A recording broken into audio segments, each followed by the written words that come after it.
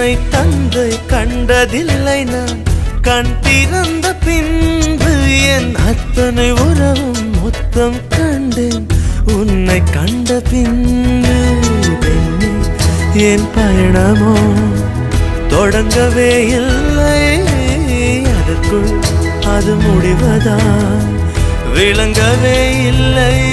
நான் கரையாவதும் இல்லை நுரையாவதும்